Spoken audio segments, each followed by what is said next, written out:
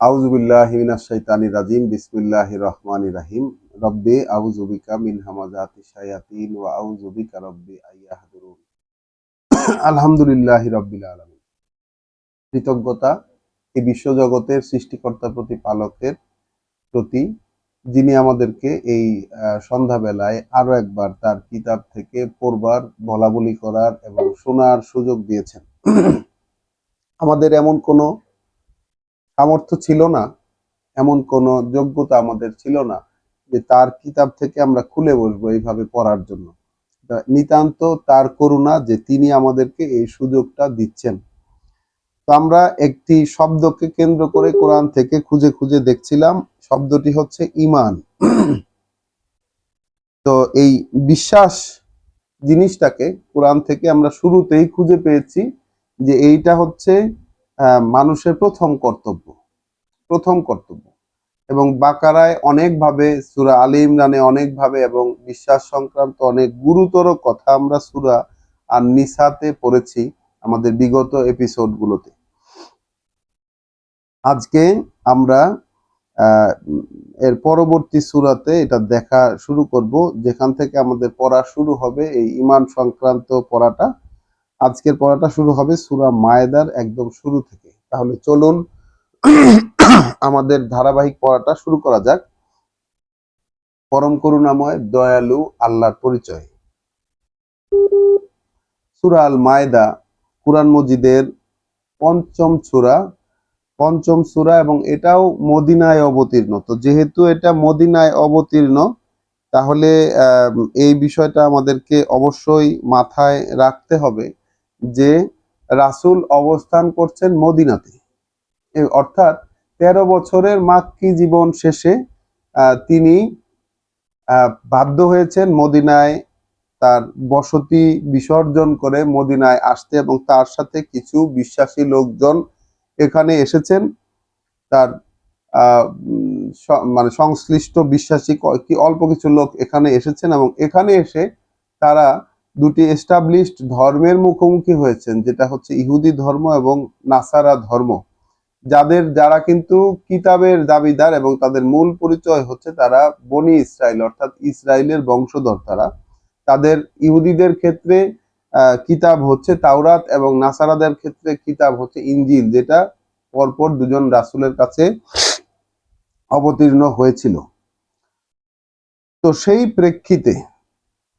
প্রেক্ষিতে সেখানেও কিছু লোক স্বীকার করেছেন, সেখানেও কিছু লোক এই নতুন অবতীর্ণ হওয়া কথাগুলোতে বিশ্বাস আনার ঘোষণা দিয়েছেন। তো সেই প্রেক্ষিতে আমরা সূরা মায়েদা পড়া আজকে শুরু করব ঈমান শব্দটিকে খুঁজতে খুঁজতে। চলুন, বিসমিল্লাহির রহমানির রহিম। ইয়া আইয়ুহাল্লাযিনা আমানু, ওহে যারা বিশ্বাস এনেছো। একদম সূরার শুরুতেই, অন্যান্য কোন সূরার ক্ষেত্রে আমরা এরকম সূরার শুরুতে বিশ্বাসীদেরকে সম্বোধন আমরা দেখিনি। আমরা যেমন সূরা নিসার শুরুতে আমরা সম্বোধন দেখেছিলাম ইয়া আইয়ুহান নাস, পরবর্তীতে কিছুক্ষণ পরে গিয়ে আমানুতে বদল হয়েছে। পরবর্তী কথাগুলো সব বিশ্বাসীদেরকে উদ্দেশ্য করে বলা, কিন্তু সূরা নিসার একদম শুরুতে ছিল ইয়া আইয়ুহান নাস, ওহে মানুষ। এমনকি সূরা আলী ইমরান কিংবা সূরা বাকারা শুরুতে আমরা মানে কোরআন মজিদের আর কোন সূরাতে ইনফ্যাক্ট এরকম বিশ্বাসীদেরকে সম্বোধন করে পড়া মানে বলা শুরু হয়নি। ইয়া আইয়ুহাল্লাযিনা আমানু, ওহে যারা বিশ্বাস এনেছো। আউফু বিল উকুদ,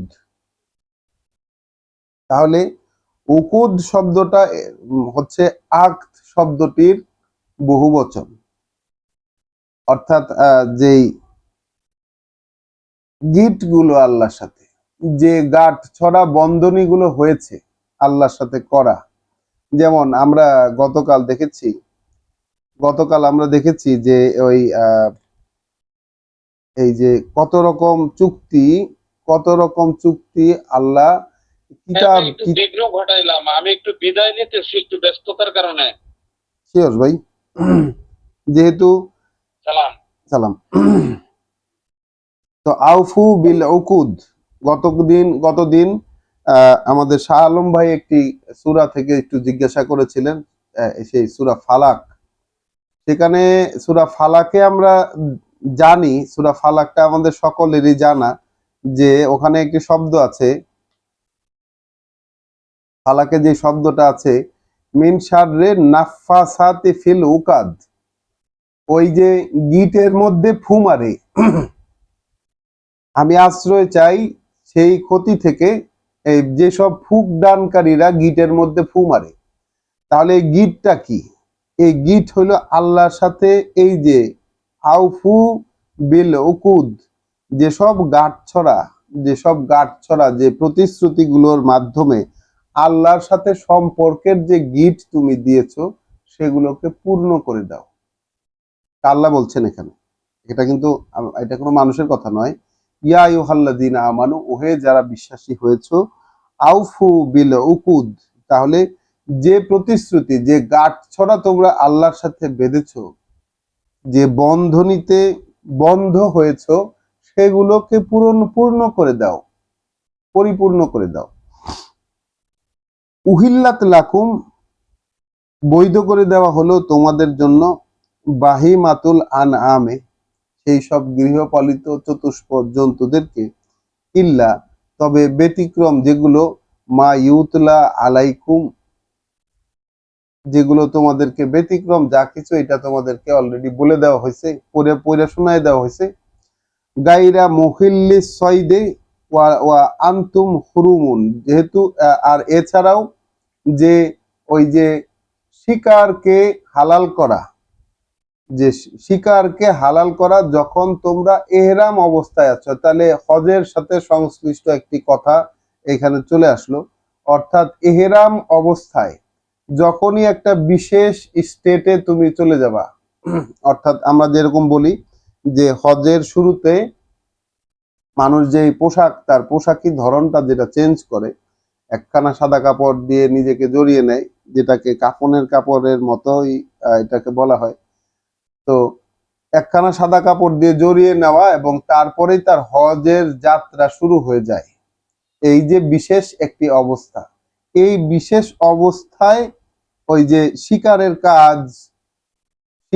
কাজ, এইটা কিন্তু নিষেধ। তাহলে কি বললেন আল্লাহ? আমরা আবার পড়ি, উহিল্লাত লাকুম বাহিমাতুল আনআম, তাহলে বৈধ করে দেওয়া হয়েছে তোমাদের জন্য চতুষ্পদ গৃহপালিত জন্তুগুলো, ইল্লা, তবে যেগুলো ব্যতিক্রম, অর্থাৎ যেগুলো বৈধ নয়, মা ইউতলা আলাইকুম, সেগুলো পড়ে শুনিয়ে দেওয়া হয়েছে তোমাদের ক্ষেত্রে, গাইরা মুহিল্লিস সয়দে, নয় বৈধ, তোমরা বৈধ করে নেবে না ওই শিকারকে, ও আনতুম হুরুমুন, যখন তোমরা এহরাম অবস্থায় আছো। ইন্নাল্লাহা ইয়াহকুমু মা ইউরিদ, নিশ্চয়ই আল্লাহ হুকুম দেন তাই, নিশ্চয়ই আল্লাহ ফয়সালা দেন সেটাই যেটা তিনি ইচ্ছা করেন। ইয়া আইয়ুহাল্লাযীনা আমানু, ওহে যারা বিশ্বাস এনেছো, লা তুহিল্লু শাইরাল্লাহ, তাহলে আল্লাহর যেসব বিশেষ চিহ্নগুলো আছে, টোকেন অফ গড, আল্লাহর যেসব বিশেষ চিহ্ন রয়েছে, সেগুলোকে তোমরা নর্মালাইজ করে ফেলো না, সেগুলোকে তোমরা নর্মাল মনে করো না, ওটাকে তোমরা অসম্মান প্রদর্শন করো না, এবং স্বাভাবিক কোনো চিহ্ন হিসাবে মনেও করো না। তাহলে আমরা কিন্তু দেখে এসেছি সূরা বাকারাতে আল্লাহর বিশেষ চিহ্নগুলা কি কি, এবং সূরা হজেও আমরা দেখেছি, যে আমরা যে হজ সংক্রান্ত কথাবার্তা বলেছি মাঝখানে কিছুদিন, তো সেখানে কিন্তু আমরা দেখে এসেছি হজ সংক্রান্ত আল্লাহর বিশেষ চিহ্নগুলো হচ্ছে ওই যে সাফা এবং মারোয়া, যেখানে প্রদক্ষিণ করা যেতে পারে হজকালীন সময়ে। তাহলে সাফা এবং মারোয়া আল্লাহর বিশেষ চেতনা জাগানিয়া চিহ্নগুলোর মধ্যে অন্তর্ভুক্ত। আবার ওই যে কোরবানির উটগুলো, বুদনা, যেটাকে আল্লাহ বলছেন বুদনা, ওই কোরবানির উটগুলো, ওইগুলোও হচ্ছে আল্লাহর বিশেষ চিহ্নের অন্তর্ভুক্ত, স্মৃতি জাগানিয়া যে চিহ্ন, সেগুলোর অন্তর্ভুক্ত। কারণ এটা আমার শোনা, যেহেতু আমি হজে যাইনি এখনো, বা সেই অনুষ্ঠানে অংশগ্রহণ করিনি, সেহেতু আমি এটা স্পষ্ট বলতে পারবো না। তো এই হজকালে উটগুলো নাকি একদম একদম শান্তশিষ্ট স্বভাবের হয়ে যায়, কোনো ধরনের কোনো প্রতিক্রিয়া তারা দেখায় না যখন তাদেরকে কোরবানি করা হবে। এটা আমার জানা নেই, আমি শুনেছি আমাদের বয়োজ্যেষ্ঠ ব্যক্তিদের কাছ থেকে, মুরব্বীদের কাছ থেকে শুনেছি এটা। তো কোরআনে আল্লাহ উল্লেখ করেছেন যে এই দুইটা হচ্ছে শাআইর আল্লাহ, আল্লাহর বিশেষ স্মৃতি জায়গা নিয়ে চিহ্ন। তাহলে ওহে যারা বিশ্বাস এনেছো, তোমরা নর্মালাইজ করে নিও না, অসম্মান প্রদর্শন করো না, সাধারণ মনে করো না আল্লাহর চিহ্নগুলোকে। ওয়ালা শাহরাল হারাম, এবং সাধারণ স্বাভাবিক মনে করো না ওই 4টা বিশেষ মাসকেও, মানে বিশেষ মাসগুলোকেও তোমরা স্বাভাবিককরণ করে নিও না। ওয়ালাল হাদিয়া, এবং সেই সব কোরবানির পশু, সেই সব কোরবানির পশুকে, অর্থাৎ যেগুলোকে, হাদিয়া মানে হচ্ছে অ্যাকচুয়ালি কোরবানির পশু না, হাদিয়া মানে হচ্ছে নিবেদন। সেই সব নিবেদনগুলো, নিবেদনের যা কিছু, যে কোনো যে হজের ক্ষেত্রে যে নিবেদন আমরা দেখেছি, সূরা বাকারাতে দেখে এসেছি, যে নিবেদন পৌঁছে দেওয়ার যে বিষয়টি, যদি বাধাগ্রস্ত হয় তাহলে যে কোনো নিবেদন সেই বাইতুল আতিকের কাছে পৌঁছে দিতে হবে। এই ধরনের কথা আমরা কিন্তু দেখে এসেছি। তো এখানে আসছে ওয়ালাল হাদিয়া, এবং স্বাভাবিকীকরণ বা স্বাভাবিক মনে করো না বা অসম্মান করো না সেই সব নিবেদনের পশুকে। ওয়ালাল কলা ইদা, এবং সেই পশুর গলায় যে মালা পরানো থাকে, পাট্টা পরানো থাকে, এটাকেও নর্মালাইজ করো না। ওয়ালা আমিনাল বাইতাল হারামা, এবং কষ্ট দিও না, কষ্ট দিও না সেই বাইতুল হারাম, অর্থাৎ এই বিশেষ ঘরে আগমনকারী লোকদেরকে, ইয়াবতাগুনা ফাদলাম মিন রব্বিহিম, যারা এসেছে তাদের প্রভুর পক্ষ থেকে, যারা এসেছে প্রভুর পক্ষ থেকে ফাদল, অর্থাৎ বিশেষ অনুগ্রহ খুঁজে পেতে, তাদেরকে তাদেরকে কষ্ট দিও না, তাদেরকে কষ্ট দিও না। তাহলে এই কাজগুলো কিন্তু সেই সময়কার লোকেরা করতেন, সেই সময়কার লোকেরা করতেন, এই কারণে বিশ্বাসীদের ক্ষেত্রে একেবারে নোটিস করে দেওয়া হচ্ছে। কি নোটিস করা হলো? যে আল্লাহর যে স্মৃতি জায়গা নিয়ে চিহ্নগুলো, সেগুলোকে তোমরা নর্মালাইজ করো না, সাধারণীকরণ করে ফেলো না। যে মাসগুলো, যে বিশেষ মাসগুলো, এগুলাকে সাধারণীকরণ করো না। তো আল্লাহ বলেছেন হজের মাসগুলো সকলের জানা। তাহলে, এবং 4টি মাসের কথা আল্লাহ বলেছেন, আমরা সামনে গেলেই পাবো। আল্লাহর গণনায় মাসের গণনা হচ্ছে 12টি, তার মধ্যে 4টি হচ্ছে বিশেষ। তাহলে আল্লাহ সেই শুরু থেকেই মাসগুলোকে বিশেষ রেখেছেন। তো বিশেষ মাসগুলোকে তোমরা অবিশেষ করে দিও না, সেগুলোর বিশেষত্ব নষ্ট করো না। তখনকার মানুষ করত নিজেদের ব্যবসার কারণে, নিজেদের ব্যবসার সুবিধার কারণে বিশেষ মাসগুলো পরিবর্তন করত। আর এখন যেমন বিশেষ মাসের কোনো মানে কোনো সিগনিফিকেন্স আমাদের মুসলিমদের জীবনে নাই, শুধুমাত্র হজ করা ছাড়া। আর বিশেষ মাসের মধ্যে একটি মাসের 3টি দিনকে নির্দিষ্ট করা হয়েছে হজের জন্য। আল্লাহ বলছেন হজের মাসগুলো, হজের মাসগুলো সকলের জানা। তাহলে হজের মাস কিন্তু একাধিক। এখন দেখেন, তাহলে বিশেষত্ব নষ্ট করো না, বিশেষত্ব নষ্ট করো না আল্লাহর স্মৃতি জায়গা নিয়ে চিহ্নগুলোর। আর বিশেষত্ব নষ্ট করো না তোমরা সেই হারাম মাসগুলো, অর্থাৎ বিশেষ মাসগুলোর। এবং সেই যে নিবেদনের পশুগুলো, সেগুলোকেও বিশেষত্ব নেই এরকম মনে করো না। এবং পশুদের গলায় যেসব পাট্টা লাগানো, সেগুলোকেও অবিশেষ মনে করো না। এবং যারা এই বাইতুল হারামে যারা এসেছে, এই বিশেষ ঘরখানায় যারা এসেছে আল্লাহর, তাদের প্রভুর পক্ষ থেকে করুণা অন্বেষণ করতে, তাদেরকেও তোমরা কষ্ট দিও না। ওয়া ইজা হালালতুম ফাস্তাদু, তাহলে যখন তোমরা হালাল হয়ে যাবা, অর্থাৎ হারাম অবস্থা থেকে হুরুম অবস্থা, যেটা কিনা আমরা বলছিলাম যে এহরাম অবস্থায়, অর্থাৎ বিশেষ কাপড় পরা অবস্থায়, যে হজের আনুষ্ঠানিকতার মাঝে। তো যতক্ষণ তোমরা এহরাম অবস্থায় শেষ হবে, যখন ওয়া ইজা হালালতুম, যখন হারাম অবস্থা থেকে যখন হালাল হয়ে যাবা, ফাস্তাদু, তাহলে তখন তোমরা কিন্তু শিকার করতে পারবা।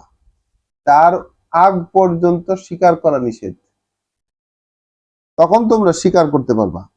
ওয়ালা ইয়াজরিমান্নাকুম শানাআনু কওমিন, তাহলে তোমাদেরকে যেন মানে উত্তেজিত করে না ফেলে এমন কোন গোষ্ঠীর শত্রুতা, মানে কোনো একটা গোষ্ঠী শত্রুতা করলো, সেই শত্রুতাটা তোমাদেরকে যেন এতটা উত্তেজিত করে দিতে না পারে, আন তাতাদু, যে তোমরা সীমা লঙ্ঘন করবে। তাহলে উত্তেজনা বশত সীমা লঙ্ঘন করবে, এতটা উত্তেজিত যেন তোমরা না হয়ে যাও কোনো গোষ্ঠীর ইয়েতে।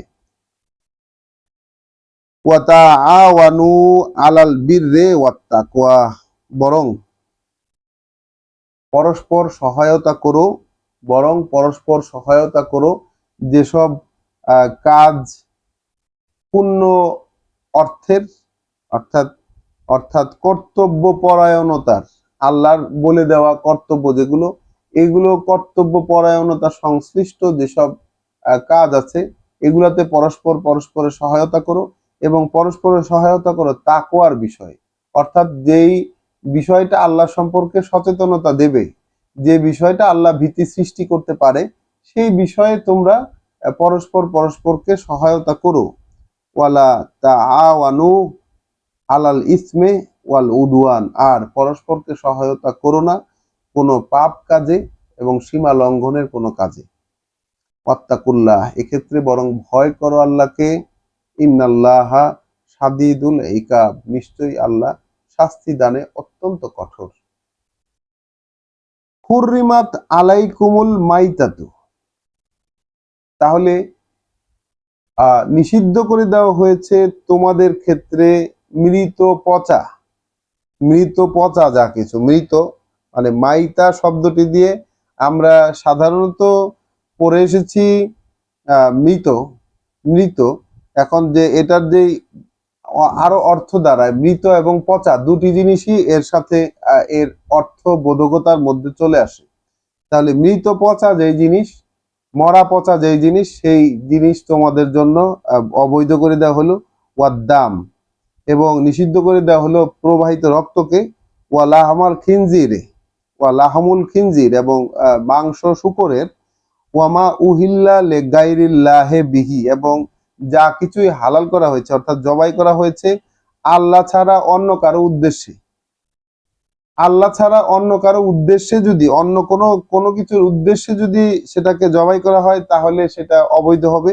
ওয়াল মুন মুন খানিকাতু, ওয়াল মুন খানিকাতু, আর যা কিছু কণ্ঠরুদ্ধ হয়ে মারা গেল, শ্বাসরুদ্ধ হয়ে যদি কোনো কিছু মারা যায়। ওয়াল মাউকু জাতু, এবং যদি আঘাত পেয়ে মারা যায়, তাহলে মুন খানিকাত কণ্ঠরুদ্ধ হয়ে, মাউকু জাত এবং আঘাত পেয়ে, ওয়াল মুত ওয়াল মুতারাদ্দিয়াহ, ওয়াল মুতারাদ্দিয়াহ, এবং ওয়ান নাতিহাতু, তাহলে কণ্ঠরুদ্ধ হয়ে, আঘাত পেয়ে, এই যে উপর থেকে পড়ে গিয়ে, উপর থেকে পড়ে গিয়ে, কিংবা ওয়ান ওয়ান নাতিয়াতু, সংঘর্ষের ফলে পরস্পর মারামারি করে যদি মারা যায় কোনো কিছু, কোনো পশু বা জন্তু যদি এইরকম ভাবে মারা যায় যে কণ্ঠরুদ্ধ হয়ে, আঘাত পেয়ে, উপর থেকে পড়ে গিয়ে, বা পরস্পরের সংঘর্ষে যদি মারা যায়। ওয়ামা আকালা ওয়ামা আকালা সাবু, আর যা কোনো হিংস্র প্রাণীতে খেয়ে নিয়েছে। ইল্লা মা জাক্কাইতুম, তবে যদি তোমরা সেটাকে পরিচ্ছন্ন করে নিতে পারো তাহলে বৈধ। তাহলে অবৈধ জিনিসের বা হারাম খাওয়ার ক্ষেত্রে কোনটা হারাম, এইটার একটা স্পষ্ট মানে বর্ণনা আল্লাহ দিচ্ছেন। খাওয়ার ক্ষেত্রে কোনটা হারাম, এর বাইরে আর কোনো হারাম নাই। কি হারাম সেটা? হারাম হইল মৃত পচা, মরা পচা যেই জিনিস, মরা পচা।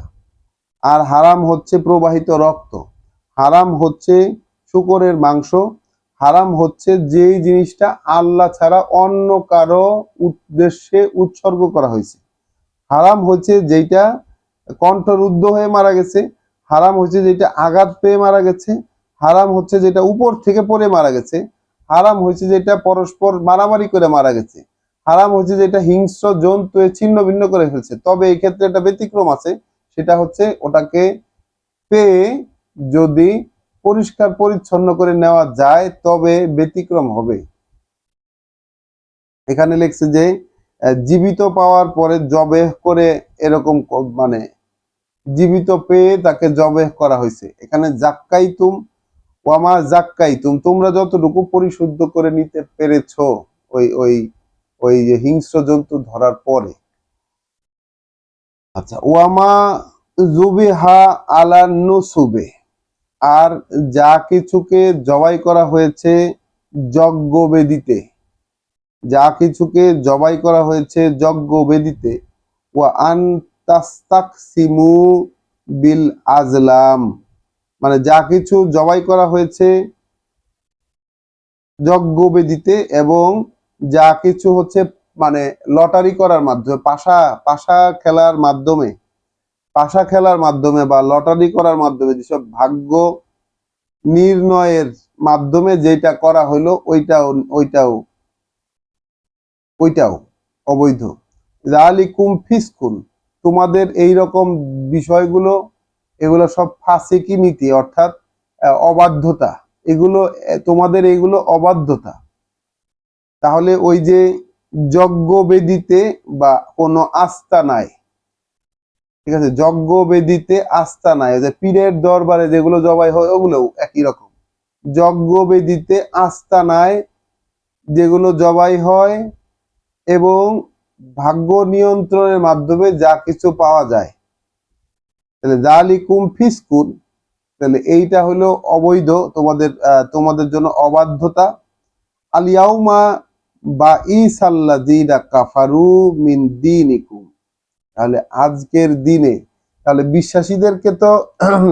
বিশ্বাসীদেরকে তো এই নির্ণয়গুলো আল্লাহ দিয়ে দিলেন, বিশ্বাসীরা তা গ্রহণও করেছে। তাহলে বিশ্বাসীরা কি খায় না? বিশ্বাসীরা খায় না হচ্ছে, বিশ্বাসীরা এই বিষয়ে সচেতন। তাহলে আমরা কি বিশ্বাসী? আমরা তো সচেতন না।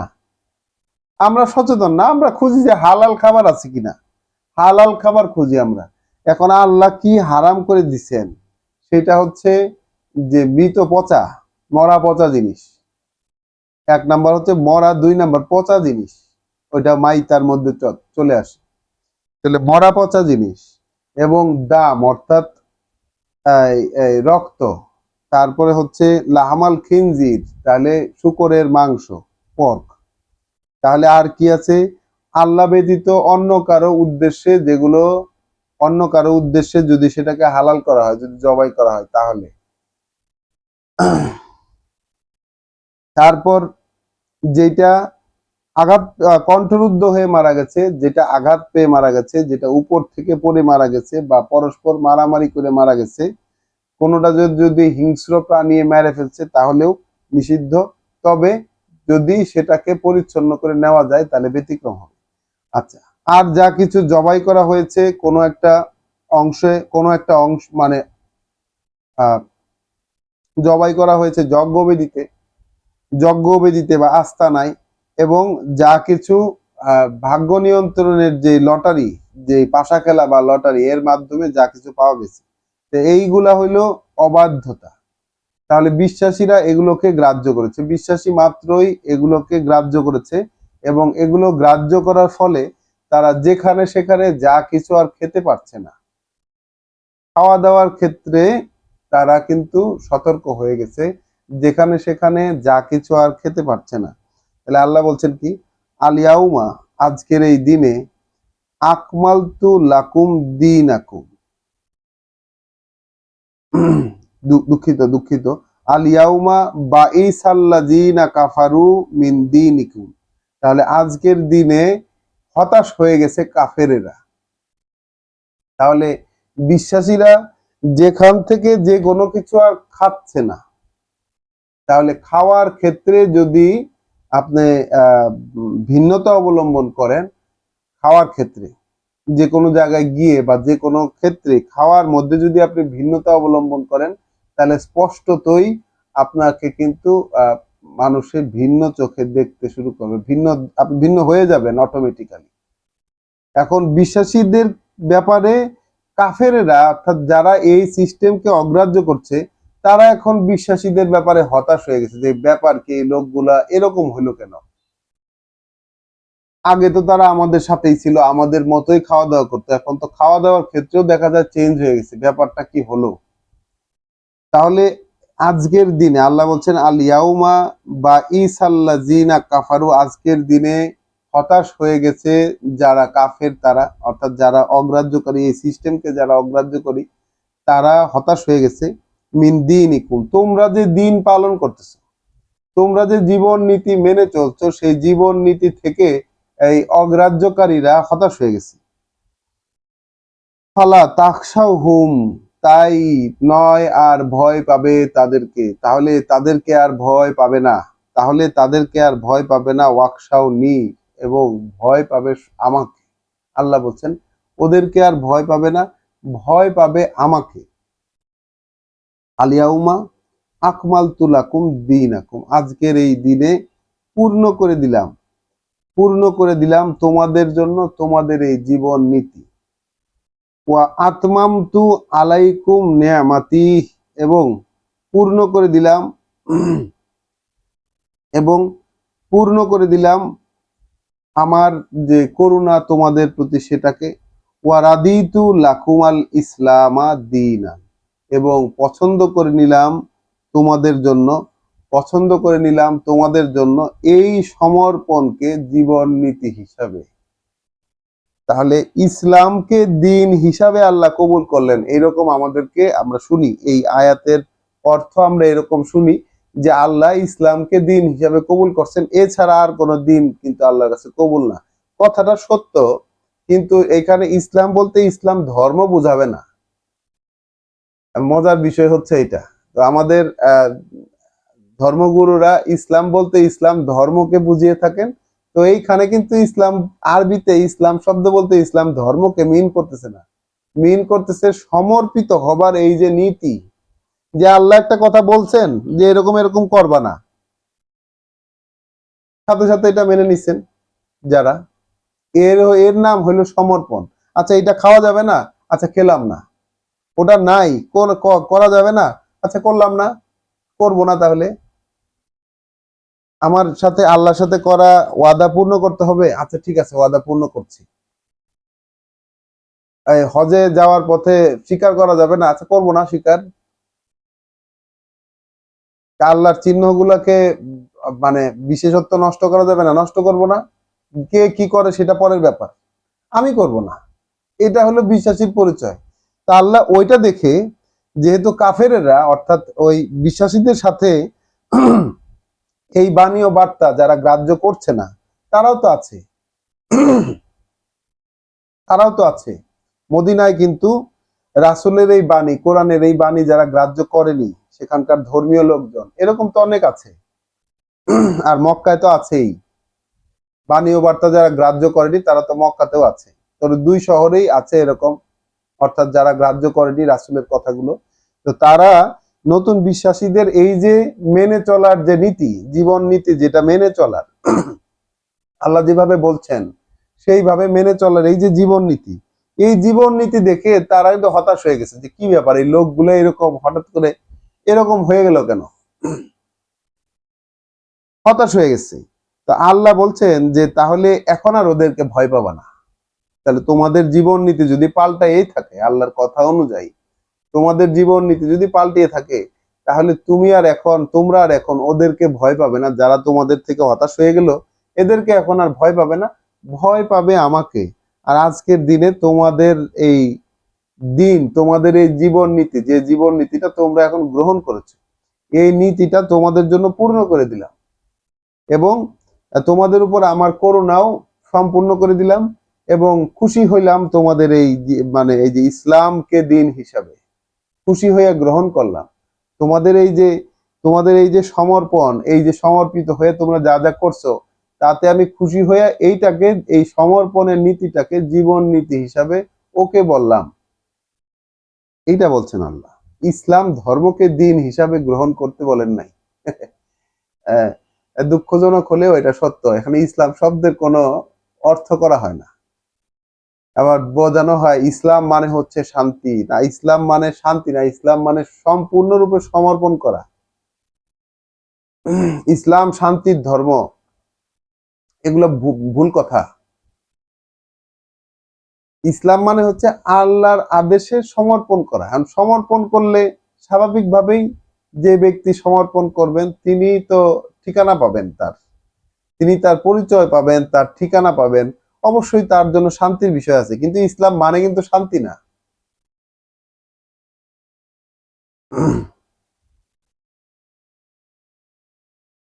ফামান ইদতুররা ফি মাখমাসাতিন, তাহলে কোনো ব্যক্তি যদি অবাধ্য হয়, মানে মানে বাধ্য হয়ে কোনো ব্যক্তি যদি বাধ্য হয়ে কোনো কিছু খায় ক্ষুধার কারণে, কোনো ব্যক্তি যদি ক্ষুধার কারণে কোনো কিছু বাধ্য হয়ে খায়, অর্থাৎ এই যে নিষিদ্ধের বিবরণ দেওয়া হলো খাবারের ক্ষেত্রে, কোনো ব্যক্তি যদি ক্ষুধার কারণে এখান থেকে কোনো কিছু খেয়ে ফেলে, গাইরা মোতা জানিফিন লে ইসমিন, তাহলে মানে ইসম অর্থাৎ পাপ করার কোনো ইচ্ছাকৃত প্রবণতা ছাড়াই, পাপ করার ইচ্ছাকৃত প্রবণতা নাই কিন্তু ক্ষুধা সহ্য করতে না পারে, সে এই যেগুলো আল্লাহ নিষেধ করেছেন সেগুলা খেয়েছে, ফাইন্নাল্লাহা গাফুরুন রাহিম, তাহলে আল্লাহ আছেন তিনি নিশ্চিত ক্ষমাশীল এবং দয়াময়। তা আল্লাহ তার পরিচয়ও দিয়ে দিলেন এখানে। আচ্ছা, আল্লাহ আছেন ক্ষমাশীল, দয়াময়। ইয়াস আলু নাকা মাজা উহিল্লা লাহুম, তাহলে জিজ্ঞাসা করে ইয়াস আলু নাকা, জিজ্ঞাসা করে ওরা তোমাকে, মাজা কি সেটা, উহিল্লা লাহুম যেটা বৈধ করা হয়েছে ওদের জন্য, কি সেটা যেটা বৈধ করা হয়েছে, হালাল করা হয়েছে ওদের জন্য। কুল, তুমি বলে দিবা, তাহলে রাসূলকে আল্লাহ বললেন তুমি বলে দিবা, উহিল্লা লাকুমুত তয়্যিবাত, তাহলে হালাল করে দেওয়া হয়েছে তোমাদের জন্য বা বৈধ করে দেওয়া হয়েছে তোমাদের জন্য উৎকৃষ্ট যা কিছু, বৈধ করে দেওয়া হয়েছে তোমাদেরকে উৎকৃষ্ট যা কিছু। ওয়ামা আল্লাম তুম মিনাল জাওয়ারিহি, আর যা কিছুই শিক্ষা দাও তোমরা ওই শিকারী মুকাল্লিবিনা, শিকারী জন্তুদেরকে যেসব শিক্ষা তোমরা দাও শিকার করার জন্য, তাহলে শিকারী জন্তুদেরকে শিকার করার জন্য যেগুলো শিখাও তোমরা, তু আল্লিমুনা হুন্না মিম্মা আল্লামাকুম আল্লাহ, তোমরা তো শিখাও তাদেরকে তা থেকে যেটা আল্লাহ তোমাদেরকে শিখাইছেন। অর্থাৎ এই যে জন্তুদেরকে যে ট্রেনিং দেয় শিকার করার ধরার জন্য, কুকুরকে ট্রেনিং দেয়, তারপরে এই যে আমরা দেখি যে জেলেরা এই যে নদীতে মাছ শিকার করে, উপকূলীয় অঞ্চলে আমি মাছ শিকারকারীদেরকে দেখেছি তারা ভোদর ইউজ করে মাছ ধরার জন্য, ভোদরদেরকে ট্রেনিং দেওয়া থাকে, ওই ভোদর দিয়ে মাছ ধরায় এবং ভোদরদেরকে আবার ওখান থেকে মাছ খাইতেও দেয়। তো আল্লাহ বলছেন যে এই যে যেসব শিকারী জন্তুকে তোমরা শিক্ষা দাও শিকার করার, সেসবকে তো শিক্ষা দাও তোমরা এই আল্লাহর দেওয়া জ্ঞানের ভিত্তিতে, যেগুলো আল্লাহ তোমাদেরকে শিখিয়েছেন। ফাকুলু মিম্মা আমসাকনা আলাইকুম, তাহলে ওই শিকারী জন্তুরা যা কিছু ধরে আনে তোমাদের ক্ষেত্রে খাও তা থেকে। ওয়াজকুরু ইসমাল্লাহে আলাইহে, আর আলোচনা করবে আল্লাহর পরিচয় সেগুলোর ক্ষেত্রে, অর্থাৎ এই খাওয়ার সময় এবং হ্যাঁ খাওয়ার ক্ষেত্রে সেগুলোর সেগুলোর ক্ষেত্রে আল্লাহর পরিচয়টা স্মরণ করবে। তাহলে আল্লাহর পরিচয় কি দেখেন এখানে, আমরা তো এই যে এখানে আমরা শিখেছি কি যে আল্লাহু আকবার বলে জবাই করতে হবে, তো আল্লাহু আকবার বলে জবাই করতে হবে, এইটাই আমরা শিখেছি যে আল্লাহর নাম স্মরণ করতে হবে। তো ইসম বলতে নাম যতটুকু বোঝায়, আসলে ইসম বলতে পরিচয় বোঝায়। যেমন আল্লাহর পরিচয় কি দেখেন, আল্লাহ শিক্ষক, আল্লাহ আল্লাহ যা আমাদেরকে শিখিয়েছেন জ্ঞান, সেই জ্ঞান থেকেই আমরা কিন্তু পশুদেরকে শিক্ষা দিয়েছি শিকারী পশুকে শিকার ধরে আনার জন্য। আল্লাহ রিজিক দাতা, আল্লাহ হালালকারী, আল্লাহ বৈধ করে দিয়েছেন আমাদের জন্য, এগুলো তো আল্লাহর পরিচয়। ওই যে আল্লাহ আবার গাফুরুন রাহিম, আল্লাহ যে ক্ষমাশীল দয়াময়, এই যে পরিচয়, এই পরিচয়গুলোকে আলোচনা করতে বলছে খাওয়ার সময়। আমরা তো আল্লাহু আকবার বলে জবাই করে হালাল করে নিয়ে আসি, যে আল্লাহু আকবার বলে জবাই করলে হালাল হয়ে গেল। বিষয়টা হচ্ছে এইরকম, তোমরা তোমরা এই ব্যাপারটা কিন্তু দেখেন, এই যে খ্রিস্টানদের ক্ষেত্রে দেখবেন আপনারা যে তারা খাবারের সময় কিন্তু প্রার্থনা করে, খাবারের সময় প্রার্থনা করে। কোয়ান সাপনের টাইম মুসলিমদের ক্ষেত্রে ওই বিষয়টা ছিল, খাবারের আগে প্রার্থনা করার বিষয় ছিল, বা আল্লাহর গুণকীর্তন করার বিষয়টা ছিল, কৃতজ্ঞতা পূর্ণ কথাবার্তা বলার বিষয় ছিল। এখন আমরা বিসমিল্লাহির রহমানির রহিম বলে খাই ফেলি, কি বিসমিল্লাহ বলতে আসলে কি বুঝাইলাম এটা নিজেও বুঝি না, একটা দোয়া হিসাবে বিসমিল্লাহ বলে খাওয়া শুরু করি, খায় ওইটা আলহামদুলিল্লাহ বলি, যেটা আমাদের এখনকার প্রচলনে যেটা রয়েছে। আর বাজার থেকে পশুটাকে আনার সময় আল্লাহ আকবার বলে জবাই করে নিয়ে আসি, যে জবাই করে তাকে বলে এই আল্লাহ আকবার বলতে হবে, কিন্তু আল্লাহ আকবার না বললে আবার সেটা হালাল হবে না।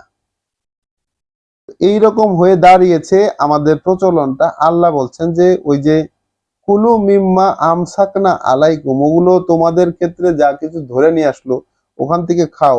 ওয়াজ কুরু ইসমাল্লাহ, স্মরণ করবে, আলোচনা করবে আল্লাহর পরিচয় আলাইহে, সেগুলোর ক্ষেত্রে। ওয়াত্তাকুল্লাহ, আর ভয় পাবে আল্লাহকে, সচেতন হবে আল্লাহর ব্যাপারে। ইন্নাল্লাহা সারিউল হিসাব, আল্লাহ কিন্তু হিসাব নেন অত্যন্ত দ্রুত। তাহলে আমরা জানলাম এখন খাওয়ার ক্ষেত্রে, যে কোনো কিছু খাওয়ার ক্ষেত্রে আমরা আল্লাহর পরিচয় স্মরণ করতে পারবো কি?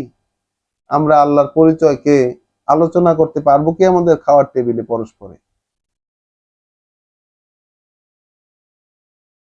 আল ইয়াউমা, আজকের দিনে, উহিল্লা লাকুমুত তৈয়্যিবাত, বৈধ করে দেওয়া হলো তোমাদের জন্য যত উৎকৃষ্ট যা কিছু।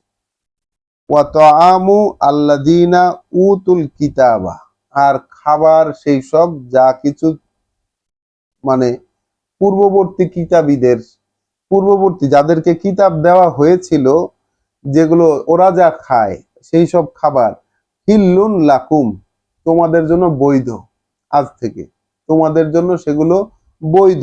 হিল্লুন লাকুম, বৈধ করে দেওয়া হলো সেগুলো এক তোমাদের জন্য। ওয়া তাআমুকুম হিল্লুন লাহুম, এবং তোমাদের যে খাবার খাবার টাবার সেগুলো ওই পূর্ববর্তী কিতাবধারীদের জন্য বৈধ। তাহলে খ্রিস্টান, ইহুদি যারা, তাদের খাবার যেমন বিশ্বাসীদের জন্য বৈধ করে দিলেন আল্লাহ, আর বিশ্বাসীদের খাবারটাও ওই পূর্ববর্তী কিতাবী জাতি যারা আছে তাদের জন্য আল্লাহ বৈধ করে দিলেন। ওয়াল মুহসানাতু মিনাল মুমিনাতে, তাহলে যারা মোহসানাত, মোহসানাত মানে কি সম্ভ্রান্ত বা সুরক্ষিতা নারী, মানে কি আহ, যারা নিজেদের চেষ্টিটি, নিজেদের শালীনতাকে সংরক্ষণ করেছে, এইরকম যারা নারী বিশ্বাসীদের মধ্যে।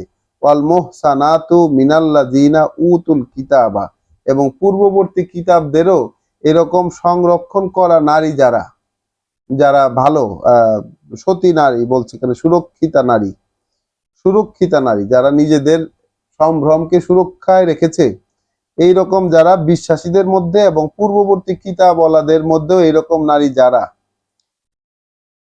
তোমাদের পূর্ববর্তীদের, ইজা আতাই তুমুহুন্না, তারা যখন আসবে, যখন তোমরা দিয়ে দেবে তাদেরকে, উজুরা হুন্না, তাদের যে মোহরানা, অর্থাৎ তাদের যে গিফট, যে উপঢৌকন, বিয়ে সংক্রান্ত যে গিফট, যে উপঢৌকন, এইটা যখন তাদেরকে দিয়ে দিবে, মুহসিনিনা গাইরা মুসাফিহিন, তারা থাকবে নিজেদের রক্ষক হয়ে, স্বাধীনভাবে লালসা পূরণ করবে না। ওয়ালা মুত্তাখিজি আখজানিন, অথবা গোপনে প্রেম লীলা করবে না, গোপনে প্রেম করে বেড়াবে না, কিংবা স্বাধীনভাবে তারা তাদের লালসা পূরণ করবে না। এরকম যদি সেই মহিলারা হয়, তাহলে তাহলে তাহলে তারাও তোমাদের জন্য বৈধ। ঠিক আছে, তাহলে এইখানে বিয়ে করার ক্ষেত্রে বৈধ কারা, এইটার একটা ঘোষণা আসলো প্রাথমিকভাবে। বিয়ে করার ক্ষেত্রে কে বৈধ কে বৈধ না, এটার একটা ঘোষণা আমরা কিন্তু সূরা নিসায় পড়ে এসেছিলাম। এইখানে বিশ্বাসীদের জন্য, ওই যে বিশ্বাসী নারী যারা নিজেদের শালীনতাকে সংরক্ষণ করে, তারা যেমন বৈধ, তেমনি পূর্ববর্তী কিতাব অর্থাৎ ইহুদি খ্রিস্টানদের যেসব নারীরা নিজেদের শালীনতাকে সংরক্ষণ করেছে, তাদেরকে বিয়ে করাটা বিশ্বাসীদের জন্য আল্লাহ বৈধ করে দিলেন। এখানে শর্ত হলো এই যে তারা মানে পুরুষেরা তাদেরকে মোহরানাটা আদায় করে দিবে, বিয়ের যে উপঢৌকন সেটা তাদেরকে দিয়ে দিবে, এবং সেই নারীরা এই বিষয়ে নিশ্চিত করবে যে তারা তাদের শালীনতার রক্ষক হবে, তারা শালীনতার রক্ষক হবে, এবং তারা স্বাধীনভাবে তাদের লালসা পূরণ করতে চাইবে না, কিংবা গোপনে তারা প্রেম করে বেড়াবে না। ওয়ামাই ইয়াকফুর বিল ইমানে, এখন যে অগ্রাহ্য করবে এই ইমানকে, এই বিশ্বাসকে, এখন যে অগ্রাহ্য করবে এই বিশ্বাসকে, আকাদ হাবেতা আমালুহু, তাহলে নষ্ট হয়ে যাবে, নিষ্ফল হয়ে যাবে তার সকল পুণ্যকর্ম। তাহলে দেখেন কোন জায়গায় কিসের মধ্যে আল্লাহ কি বলে রাখছেন। এখন প্রথমে বললেন যে খাবার, প্রথমে এই সূরা শুরু হলো কিন্তু বিশ্বাসীদেরকে সম্বোধন করে, যে হজের ক্ষেত্রে ইহরাম অবস্থায় স্বীকার করা যাবে না। তারপরে হজ সংক্রান্ত আরো কিছু কথা বলে কি কি হালাল করে দেওয়া হয়েছে, কি বৈধ করা হয়েছে, কি অবৈধ করা হয়েছে, এই সংক্রান্তটা বিস্তারিত ফিরিস্তি দিয়ে এইখানে শেষে এসে বিশ্বাসীরা কাকে বিয়ে করতে পারবে, কাকে পারবে না, কোন মহিলারা বৈধ আর কোন মহিলারা অবৈধ, এইটা সংক্রান্ত, এবং মহিলারা বৈধভাবে বিবাহ বন্ধনে আবদ্ধ হলে তারা কি অবস্থায় থাকবে, তারা যে রক্ষক হবে নিজেদের শালীনতার, এবং তারা যে এই যে স্বাধীনভাবে নিজেদের মন যা চায় সেইভাবে তাদের লালসাকে পূরণ করবে না, এবং তারা যে গোপনে প্রেম করে বেড়াবে না, এই যে তারাও যে একটা স্বীকারোক্তি দেবে। এখন যে এই বিশ্বাসকে অগ্রাহ্য করবে, এই বিশ্বাসটাকে যে লুকাবে, ইমানটাকে যে লুকাবে, যে অগ্রাহ্য করবে, ফাকাদ হাবিতা আমালুহু, তাহলে তার পুণ্য কর্মগুলো গেল নষ্ট হয়ে, নিষ্ফল হয়ে গেল। ওয়া হুয়া ফিল আখিরাতে মিনাল খাসিরিন, তাহলে সে হবে পরকালের হিসাবে, পরকালে সে হবে সর্বহারাদের মধ্যে অন্তর্ভুক্ত, দেউলিয়া, সর্বহারাদের মধ্যে অন্তর্ভুক্ত হবে। ফ্যান্টাস্টিক। ইয়া আইয়ুহাল্লাযীনা আমানু, ওহে যারা বিশ্বাস এনেছো, ইজা কুমতুম ইলাস সলাত, যখনই দাঁড়াবে তোমরা আল্লাহর ওহীর সংযোগ অনুশীলনে, যখনই দাঁড়াবে তোমরা আল্লাহর ওহীর সংযোগ অনুশীলনে, ফাগসিলু উজুহাকুম, তখন ধুয়ে নেবে তোমাদের হাতগুলো, ধুয়ে নেবে তোমাদের মুখমণ্ডল, দুঃখিত, উজুহাকুম তোমাদের মুখমণ্ডল, ধুয়ে নেবে তোমাদের মুখমণ্ডল, ওয়া আইদিয়াকুম এবং তোমাদের হাত দুটো, ইলাল মারাফেকে কোনই পর্যন্ত, ওয়ামসাহু বেরুউসিকুম মুছে নেবে তোমাদের মাথা, ওয়া আরজুলিকুম মুছে নেবে তোমাদের পা, ইলাল কাবাইনে পায়ের গিট পর্যন্ত, ওয়া ইন কুনতুম জুনুবান, ওয়া ইন কুনতুম জুনুবান, দুঃখিত, ইন কুনতুম জুনুবান, যদি তোমরা থেকে থাকো অপরিচ্ছন্ন, যদি তোমরা থেকে থাকো অপরিচ্ছন্ন, ফাতাহহারু, তাহলে পরিষ্কার হয়ে নাও, যদি তোমরা থেকে থাকো অপরিচ্ছন্ন তাহলে পরিষ্কার হয়ে নাও, ওয়া ইন কুনতুম মারদা, আর যদি তোমরা হও অসুস্থ, অর্থাৎ যদি তোমরা হও অসুস্থ, আও আলা সাফারিন, অথবা আছো কোনো ভ্রমণে, আও যা আকুম আহাদুম মিনকুম মিনাল গায়েতে, অথবা এসে থাকো তোমাদের কেউ একজন পায়খানা থেকে, আওলা মাস্তুমুন নিসা, অথবা সংসর্গ করো স্ত্রীদের সাথে, সংসর্গ করে থাকো স্ত্রীদের সাথে, ফালাম তাজিদু মা আন, এবং খুঁজে পেলে না পানি, তাহলে চারটি এখানে জুনুব হওয়ার অর্থাৎ অপরিচ্ছন্ন হওয়ার আল্লাহ চারটি উপায় বলে দিলেন। ভেবে দেখবেন সবাই, এই চারটি আসলে উপায়, এছাড়া আর কোনো উপায় নাই। যদি কেউ অসুস্থ হয়, যদি কেউ ভ্রমণের অতিক্রম করাকালীন সময় থাকে, যদি কেউ টয়লেট থেকে আসে, যদি কেউ স্ত্রী সংসর্গ করে আসে, তাহলে অপরিচ্ছন্ন হবে।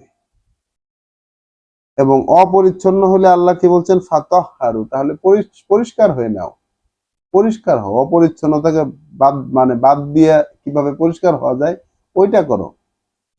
ফালাম তাজিদু মা আন, যদি এই অবস্থায় যদি না পাও খুঁজে পানি, ফাতায়াম মামু সাইদান, ফাতায়াম মামু সাইদান, তাহলে খুঁজে নেবে, তালাশ করবে, খুঁজে নেবে এটা মাটি, সাইদান তৈয়বান, মাটি যেটা পরিষ্কার, কলুষ মুক্ত মাটি খুঁজে নেবে। ফামসাহু বে উজু, ফামসাহু বে উজু হিকুম, তারপরে মুছে নেবে সেটা দিয়ে তোমাদের, সেটা ছুঁয়ে মুছে নেবে তোমাদের মুখমণ্ডল, ওয়া আইদিকুম, এবং তোমাদের হাত, মিনহু, তা দিয়ে তোমাদের মুখমণ্ডল এবং হাত মুছে নেবে। তো আমরা এই বিধানটা আসতেছে যে অজুর বিধান, যেটাকে আমরা অজু বলি, অ্যাবলুশন, যেটাকে আমরা অজু বলি। তো অজুর মধ্যে আমরা দেখলাম যে আল্লাহ বললেন কি, যখন তোমরা সালাতে দাঁড়াবে, তাহলে অজু ভাঙ্গারও কোনো বিধান নাই, অজু নষ্ট হওয়ারও কোনো বিধান নাই। আল্লাহর বিধান খুব পরিষ্কার, কোনো ঝামেলা নাই এখানে। অজু ভাঙ্গারও কোনো বিধান নাই, নষ্ট হওয়ারও কোনো বিধান নাই। অজু ভাঙ্গার বিধানও মানুষের বানানো, নষ্ট হওয়ার বিধানও মানুষের বানানো।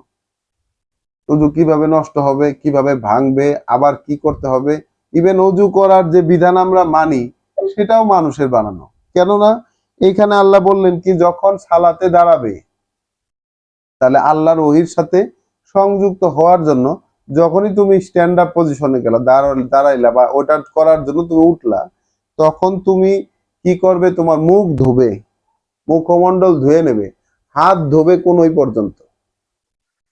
তো কতবার ধুবে এটাও কিন্তু আল্লাহ বলেন নাই, যে 3 বার ধুইতে হবে না 5 বার ধুবো না 10 বার ধুবো। আল্লাহ বলছে ধুবে, ওয়াশ করবে, সেটাকে মুখমণ্ডল ওয়াশ করবে, হাত ওয়াশ করবে কোনই পর্যন্ত, মাথা মুছে নেবে এবং পা মুছে নেবে। ইভেন পা ধোয়ার কথাও নাই, পা মুছে নেবে। ঠিক আছে, অজু কিন্তু শেষ, কমপ্লিট। এখন এই এক অজুতে 5 ওয়াক্ত নামাজ পড়ার যে অনেক গল্প আমরা শুনে থাকি অনেকের ক্ষেত্রে, এটা কেমন তাহলে? আল্লাহ বলছেন ইজা কুমতুম সালাত, ইজা কুমতুম সালাত, যখন তোমরা সালাতে দাঁড়াবে তখন এটা করবে। তাহলে অজু রাখার বিষয় কি, অজু ভাঙ্গার বিষয় কি, এক অজুতে 5 ওয়াক্ত সালাত পড়ার বিষয়টা কি, বা এই ধরনের এই বিষয়গুলো আসলো কোত্থেকে, তাহলে চিন্তা করে দেখতে হবে আমাদের। বা এই যে নাকে পানি গড়গড়া কিভাবে করব, এই যে নাকে পানি কিভাবে কতটুকু দিব, গড়গড়া কিভাবে করব, কয়বার গড়গড়া করব, কয়বার কুলি করব, তারপরে প্রথমে এই যে কবজি পর্যন্ত এই হাত ধুইতে হবে, এই সংক্রান্ত যে কত মাসলা মাসাইল আমরা দেখি, এগুলো কোথা থেকে আসলো তাহলে? ওগুলোকে আমরা সুন্নত হিসেবে জানি যে রাসূল করতেন এরকম। এখন রাসূল তো ওহির অনুশীলন করতেন, রাসূল তো বলেছেন আমাকে যা ওহি করা হয় সেটাই আমি অনুশীলন করি। তো রাসূল ওহির বাইরে গিয়ে অনুশীলন করছেন? এটা তো আমরা আমরা এখন এখন কোরআন পড়তে এসে তারপরে আর মেনে নিতে পারছি না এই বিষয়গুলো, যে রাসূল নিজ থেকেও কোনো কিছুর অনুশীলন করছেন। তিনি নাকে পানি দিচ্ছেন, কুলিকুচা করছেন 3 বার বা 5 বার করে, তারপরে কানে পানি দিচ্ছেন, তারপরে ঘাড় মুছছেন, তারপরে পা ধুইছেন, ইত্যাদি ইত্যাদি। আল্লাহ যা বলেছেন তার ব্যতিক্রম রাসূলের পক্ষে করা সম্ভব ছিল না, কখনোই সম্ভব ছিল না, রাসূলদের মর্যাদাই এটা। তো আমাদের এই অজুতে এসে আমরা দেখলাম কি, এখানে তায়াম্মুম, তায়াম্মুম শব্দের অর্থ হলো খুঁজে নেওয়া। আল্লাহ বলছে যদি অপরিচ্ছন্ন অবস্থা হও। তা অপরিচ্ছন্ন অবস্থার আবার ব্যাখ্যা বিশ্লেষণ করে দিলেন আল্লাহ। সেটা কিরকম? যে তোমরা যদি অসুস্থ হও তাহলে অপরিচ্ছন্নতা হবে, তোমরা যদি ভ্রমণে থাকো তাহলে অপরিচ্ছন্নতা হবে, যদি তোমরা টয়লেট থেকে আসো তাহলে অপরিচ্ছন্নতা হবে, যদি তোমরা স্ত্রী সংসর্গ করো যৌন মিলনের ক্ষেত্রে সেটাও অপরিচ্ছন্নতা হবে। তো এই ক্ষেত্রেও যদি একটা অপরিচ্ছন্ন হয়ে গেছো, আল্লাহর কথা হলে গিয়ে পরিচ্ছন্ন হয়ে নাও, তাহলে এই ক্ষেত্রেও যদি পানি খুঁজে না পাও তাহলে পরিষ্কার মাটি নাও, সেটা ছুঁয়ে মুখ মুছে নাও, হাত মুছে নাও, শেষ।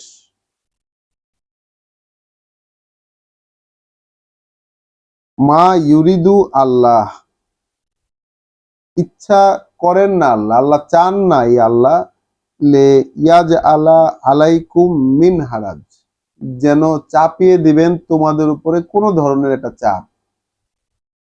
তিনি তোমাদের উপর কোনো ধরনের সংকীর্ণতা আরোপ করতে চান না, তোমাদের উপর চাপ হয় এরকম কিছুই তিনি তোমাদেরকে দিতে চান না।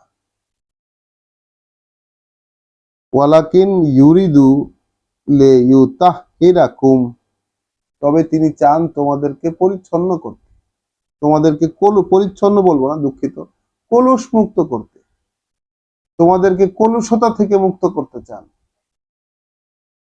ওয়ালে ইউতিম্মা নিয়ামাতাহু আলাইকুম, এবং চান তিনি পূর্ণ করে দিতে তার করুণার তোমাদের উপর, তার করুণাটাকে তোমাদের উপর পূর্ণ করে দিতে চান। লাআল্লাকুম তাশকুরুন, যেন তোমরা কৃতজ্ঞ হইতে পারো, যেন তোমরা কৃতজ্ঞতা পোষণ করতে পারো, কৃতজ্ঞ হয়ে উঠতে পারো। তাহলে মানুষ কৃতজ্ঞতার পোষণ কিভাবে করবে, কৃতজ্ঞতার বহিঃপ্রকাশ কেমনে করবে?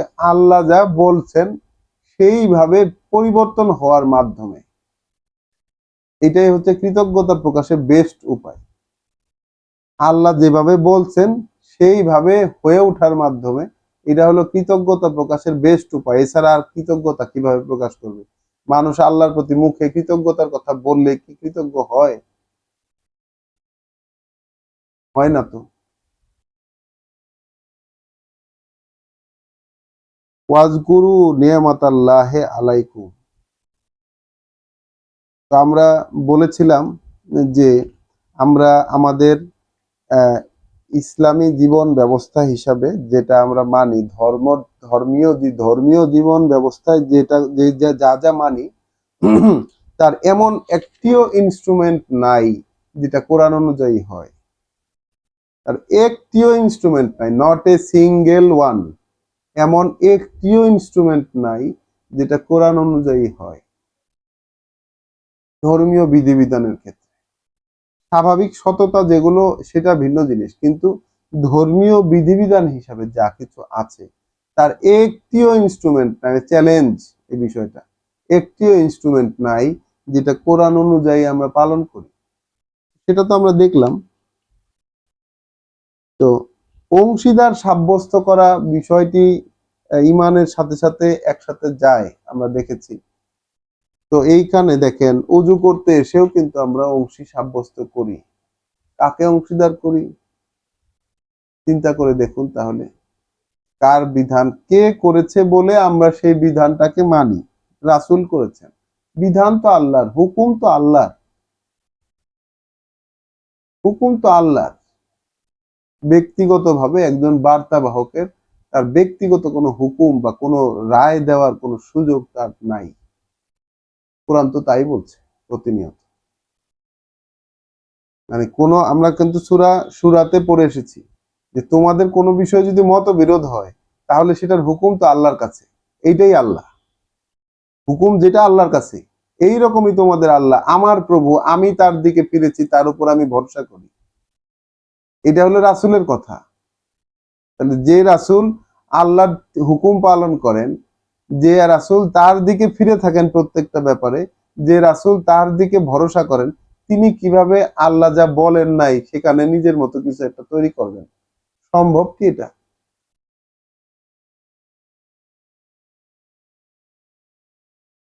ওয়াজকুরু নিয়ামাতাল্লাহি আলাইকুম, বরং তোমরা আলোচনা করতে থাকো কি করুণা আল্লাহর তোমাদের উপরে।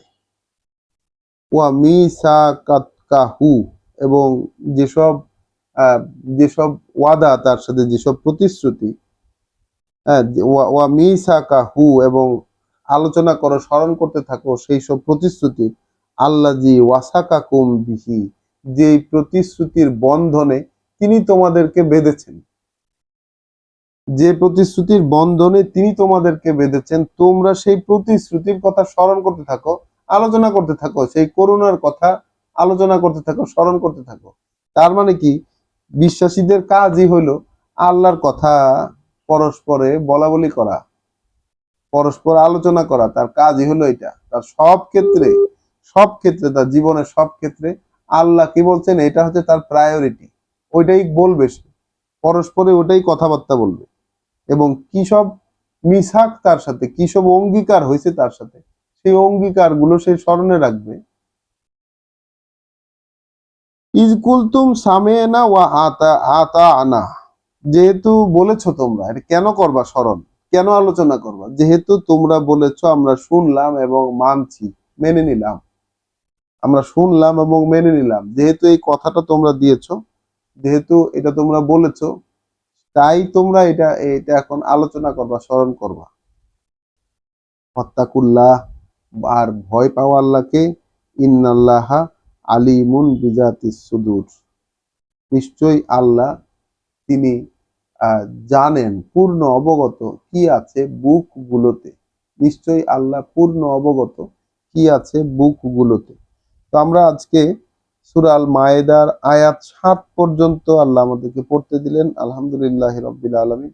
এখানে আমরা অনেক কিছু পেলাম আজকে, যেমন ইসলাম শব্দটিকে পেলাম, তারপর ওযু, যেটা আমরা সালাতের জন্য অত্যাবশ্যকীয় একটি ব্যাপার, সালাতে দাঁড়ানোর আগে যেটা করণীয় সেই সম্পর্কে জানতে পারলাম, এবং খাবার কোনটা হালাল কোনটা হারাম, এর বাইরে অনেকে অনেক কিছু হারাম করে নেয়, অনেকে অনেক কিছু নিষিদ্ধ বলে, কিন্তু আল্লাহ আসলে নিষিদ্ধ কি করেছেন এইটা কিন্তু আমাদের সবারই মনে রাখতে হবে এবং বুঝে নিতে হবে। আল্লাহ কি নিষেধ করেছেন, কি বৈধ করেছেন, কোনটাকে অবৈধ করেছেন, কি করতে না করেছেন। তো আমি সবার প্রতি অনুরোধ রাখবো, যারাই এই পড়া শুনছেন, যারা, তারা দরকার হলে আবারও শুনবেন, নিজে মিলিয়ে দেখবেন, বারবার করে দেখবেন, কারণ আমরা যা পড়ছি এখানে অত্যন্ত গুরুত্বপূর্ণ ব্যাপার। বারবার করে দেখবেন, বারবার করে দেখবেন, দরকার হলে একাধিকবার শুনবেন, দরকার হলে স্পিড বাড়িয়ে দিয়ে শুনবেন, যেন তাড়াতাড়ি শুনে শেষ করা যায়। কিন্তু এই বিষয়গুলো কিন্তু কোনো রকম ভাবে এসকেপ করা যাবে না, এসকেপ করা যাবে না। আলহামদুলিল্লাহি রাব্বিল আলামিন, সৃষ্টিকর্তা প্রতিপালক আল্লাহ, তার কাছে আমরা প্রতিনিয়ত আশ্রয় চাইছি, করুণা ভিক্ষা চাইছি, আমরা ভিক্ষুক তার কাছে। তিনি আমাদেরকে তার করুণা থেকে যতটুকু দিবেন আমরা তার আকাঙ্ক্ষী, সেটা পেতে আকাঙ্ক্ষী। তো তার কাছে আমরা অনুমতি চাইছি প্রতিনিয়ত, যেন তিনি আমাদেরকে আমাদের এই পড়া চালিয়ে যাওয়ার সুযোগ করে দেন, তিনি যেন আমাদেরকে বুঝিয়ে দেন, তিনি আমাদের শিক্ষক, তাকে আমরা কফিল মেনেছি। তো এই প্রার্থনা রেখে যে, হে আমাদের সৃষ্টিকর্তা প্রতিপালক, আপনি আমাদের অন্তরগুলোকে বাঁকা করে দিয়েন না, যখন আপনি সেই অন্তরগুলোকে আপনি নিজে চালাচ্ছেন, বরং একান্ত আপনার থেকে করুণা দিন আমাদেরকে, যেহেতু আপনি একমাত্র দাতা। আজকের পড়া এখানেই শেষ করছি। আসসালামু আলাইকুম।